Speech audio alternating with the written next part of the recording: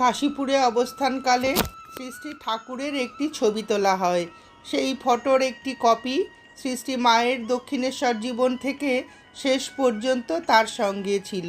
স্বামী অরূপানন্দ মাকে বলেছিলেন, মা, তোমার কাছে এই যে ঠাকুরের ফটো রয়েছে, এখানি বেশ, দেখলে বোঝা যায়। আচ্ছা, এখানে কি ঠিক? মা উত্তর দেন, এটি খুব ঠিক ঠিক। ওখানে একটি ব্রাহ্মণের ছিল। প্রথম কখানি যেন ওঠানো হয়, একখানি সেই ব্রাহ্মণটি নিয়েছিল। আগে এই ফটোটা খুব কালো ছিল, ঠিক যেন কালী মূর্তিটি, তাই ওই ব্রাহ্মণকে দিয়েছিল। সে ব্রাহ্মণ দক্ষিণেশ্বরের থেকে কোথাও যাওয়ার সময় ওখানে আমার কাছে রেখে যায়।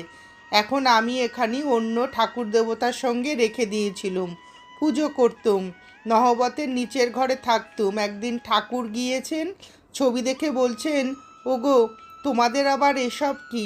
আমরা ওপাশে সিঁড়ির নিচে রাঁধছি, তারপরে দেখলুম বিল্বপত্র আর কি কি যা যা পুজোর জন্যে লাগে। একবার না, ঠাকুর দুইবার ওই ছবিতে দিলেন, পুজো করলেন।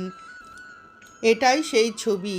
সেই ব্রাহ্মণ আর ফিরে এলো না, এখানে আমারই রইল।